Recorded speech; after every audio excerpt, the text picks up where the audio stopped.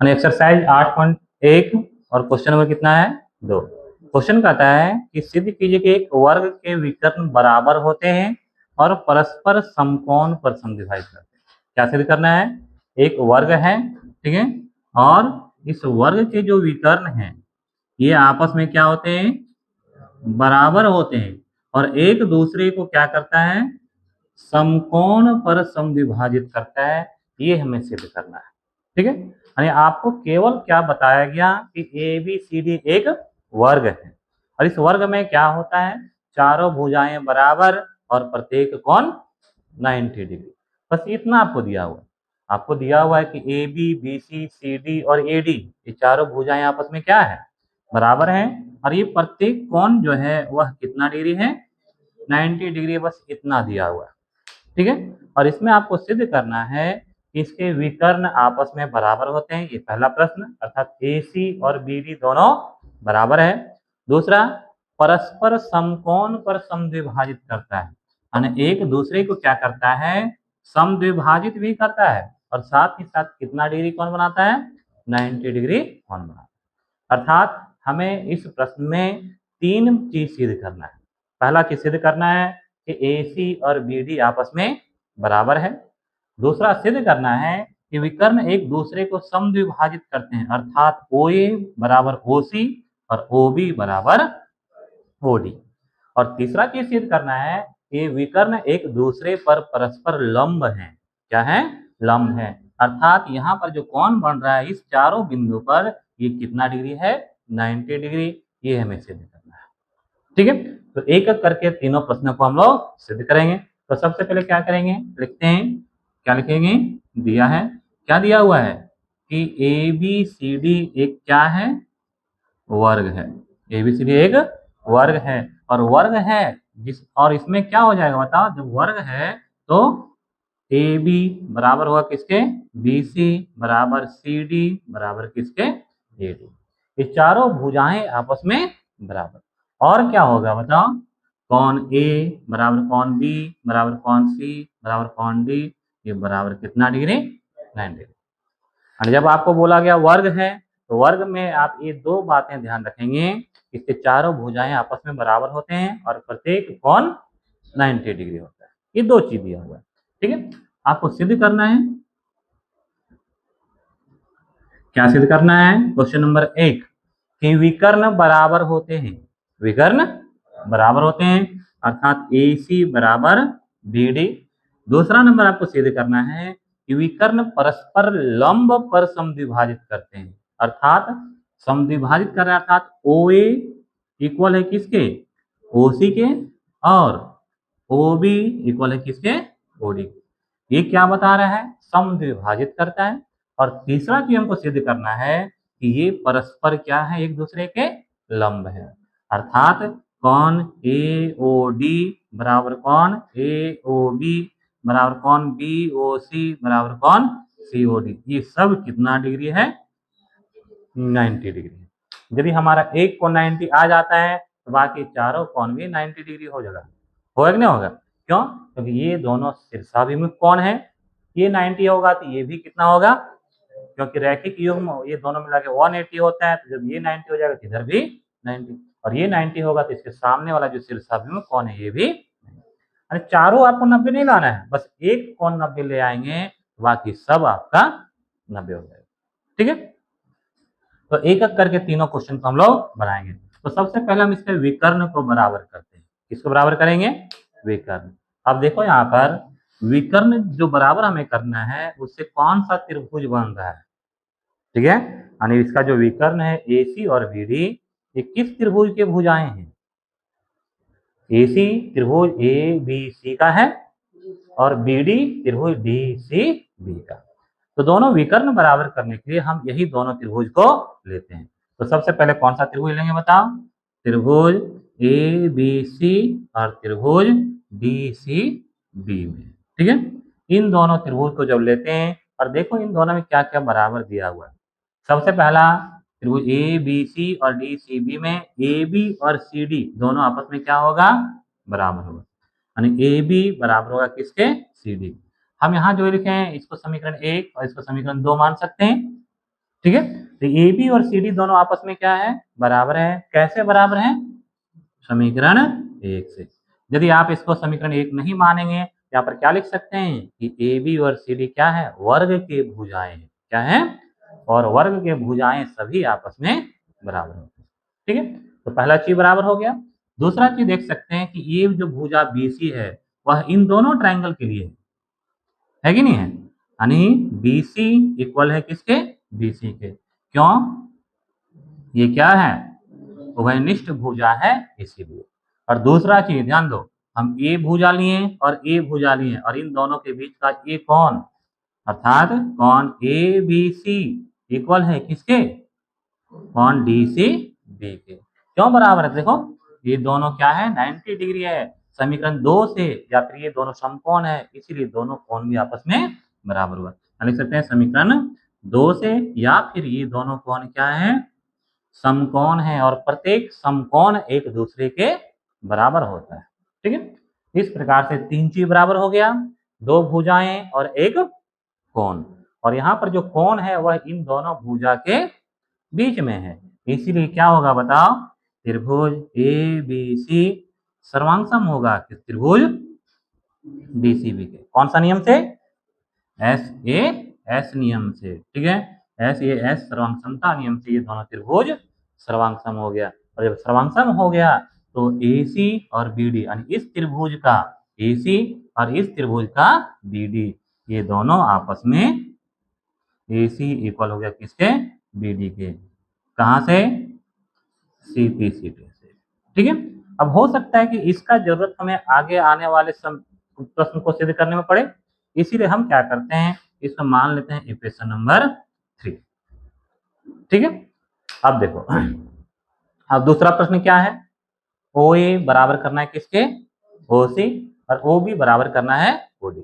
अब देखो यहाँ पे OA, OB, OC, OD से कौन सा त्रिभुज बन रहा है, ध्यान से देखो यहाँ पे OA और OB कौन सा त्रिभुज है बताओ। ठीक है, AOB ये त्रिभुज है। और दूसरा देखो OD और OC से COD। इस प्रकार से ये दूसरा प्रश्न को हमें सिद्ध करने के लिए हम कौन कौन सा त्रिभुज चुनेंगे, AOB और COD। ठीक है, अब आगे लिखेंगे त्रिभुज AOB और त्रिभुज COD। अब इन दोनों त्रिभुज में देखो क्या क्या बराबर, पहला चीज क्या बराबर है, ये भुजा और ये भुजा दोनों आपस में बराबर है। ठीक है, यानी AB बराबर है किसके, CD के। क्यों, समीकरण 1 से। समीकरण 1 में देखो AB और CD दोनों आपस में बराबर है, या फिर वर्ग के भुजा है इसलिए दोनों बराबर।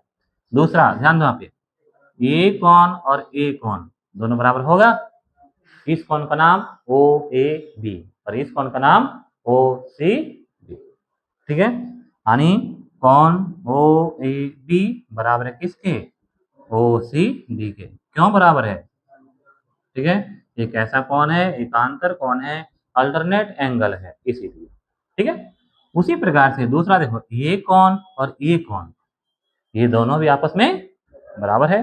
ये दोनों भी कैसा कोण है, एकांतर कोण है, यानी OBA बराबर है किसके, ODC के। ये भी कैसा कोण, एकांतर कोण। जब ये तीनों चीज बराबर हो गया, ध्यान दो यहाँ पे 2 कोण है और 1 भुजा है। अब फिगर में देखना है आपको, ये जो भुजा है क्या दोनों कोणों के बीच में है या नहीं है। ठीक है, देखो ये दोनों कोण है और ये भुजा इन दोनों कोणों के बीच में है, इसीलिए ये दोनों त्रिभुज भी सर्वांगसम होगा। देखेंगे त्रिभुज AOB सर्वांगसम हो गया किसके, त्रिभुज COD। कौन सा नियम से, AS ये नियम से। और जब ये दोनों त्रिभुज सर्वांगसम हो गया, देखो यहाँ पे AOB और COD, तो इस त्रिभुज का भुजा OA इस त्रिभुज का भुजा OC के बराबर, और इस त्रिभुज का भुजा OB इस त्रिभुज के OD के बराबर। इसीलिए क्या हो जाएगा, OA बराबर OC और क्या, OB बराबर OD। ये हमारा सिद्ध हो गया। इसको मान लेते समीकरण नंबर 4। और ये कैसे सिद्ध हुआ, CP CP से। ठीक है, दूसरा भी हमारा काम हो गया। अब तीसरा देखो, लाना है AOD, AOB, BOC, ये सभी कोण को हमें कितना लाना है, 90 डिग्री लाना है। ठीक है, और ये 90 कब होगा, जब एक कोण को हम 90 ले आएंगे तब। ठीक, अब ध्यान दो यहाँ पे त्रिभुज ABD में, इस पूरे त्रिभुज में देखो, इस लाइन को खींचने से यह त्रिभुज कितने भागों में बट गया, 2 भागों। इसमें से BD क्या है, इस वर्ग का विकर्ण है, अर्थात एक सरल रेखा है। ठीक है, और एक सरल रेखा में कितने डिग्री का कोण बनता है, 180 180 डिग्री का कोण बनता है, लीनियर पेयर, रैखिक युग्म से। ठीक है, तो ये कोण दोनों मिला के 180 है, तो एक कोण 90 डिग्री कब होगा, जब दोनों आपस में बराबर हो। अर्थात हमें क्या करना पड़ेगा, इन दोनों कोणों को आपस में बराबर करना पड़ेगा। कौन कौन सा कोण, AOB और AOD। जब ये दोनों आपस में बराबर हो जाएगा और दोनों मिला के 180 है, तो एक कोण कितना डिग्री, 90 डिग्री होगा। तो ये दोनों कोण बराबर करने के लिए हम इन दोनों कोण बनाने वाले उस त्रिभुज को हम सर्वांग करेंगे। तो बताइए कौन किस त्रिभुज में बन रहा है, AOB में, और ये कौन, AOD में। ठीक है, अब आगे हम कौन सा त्रिभुज लेंगे, AOB और त्रिभुज AOD में। ठीक है, इन दोनों त्रिभुज में देखो क्या बराबर है, क्या AB और AD बराबर है, AB बराबर है किसके, AD के। कैसे, समीकरण 1 से देखो AB और AD आपस में बराबर है। ठीक है, दूसरा OA भुजा क्या है, OA भुजा उभयनिष्ठ है, इसलिए ये भी दोनों बराबर हुआ। और तीसरा OB बराबर OD है, OB बराबर OD कैसे बराबर है बताना, यहाँ भी देखो समीकरण 4 में लिखे हैं। ठीक है, ये OB और OD दोनों आपस में बराबर है, कहां से, समीकरण 4 से। अब देखो 3 चीज बराबर हो गया, इन दोनों त्रिभुज के तीनों भुजाएं आपस में बराबर है, इसलिए क्या हो जाएगा, त्रिभुज AOB सर्वांग होगा किसके, AOD के। कौन सा नियम से, S नियम से। और जब ये दोनों सर्वांग हो गया, इसका मतलब ये दोनों कोण आपस में क्या होगा, बराबर होगा, इसलिए कोण AOB बराबर होगा किसके, कोण AOD के। क्यों बराबर होगा, CP से। ठीक है, ये दोनों कोण आपस में बराबर है, इसको मान लेते हैं हम इक्वेशन नंबर 5। ठीक है, अब ये दोनों कोण आपस में क्या हो गया है, बराबर हो गया। अब क्या लिखेंगे, ध्यान, अब क्या लिखेंगे, क्योंकि कोण AOB बराबर होगा किसके, बराबर नहीं, AOB प्लस कोण AOD बराबर कितना होगा, 180 होगा। क्यों होगा 180 बता, रैखिक युग्म से ये दोनों लीनियर पेयर है, एक ही सरल रेखा पर बनने वाले दो आसन्न कोण हैं, इसीलिए दोनों का योग 180 होगा। ठीक है, अब दोनों मिला के 180 और ये दोनों आपस में बराबर है, तो यहाँ पर AOB लिखें, और ये जो AOD है इसके जगह पर भी हम क्या लिख सकते हैं, AOB, कहां से, समीकरण 5 से। अब देखो कोण AOB प्लस AOB बराबर कितना, 2 कोण AOB बराबर 180, इसीलिए कोण AOB बराबर कितना आ जाएगा, 90 डिग्री। ठीक है, यानी कोण AOB बराबर कितना आ गया, ये कोण आ गया 90 डिग्री।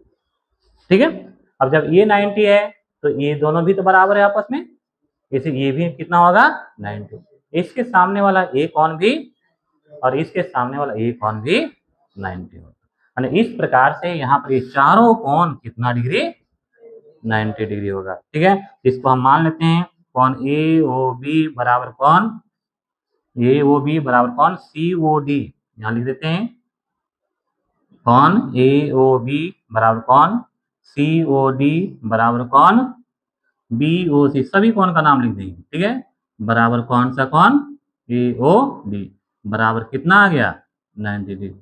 इसको मान लेते हैं इक्वेशन नंबर 6।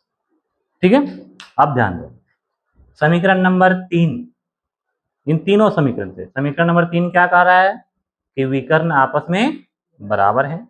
समीकरण नंबर 4 क्या कर रहा है? विकर्ण एक दूसरे को समद्विभाजित कर रहा है। ठीक है, विकर्ण एक दूसरे को समद्विभाजित कर रहा है। और ये 6 नंबर क्या कह रहा है?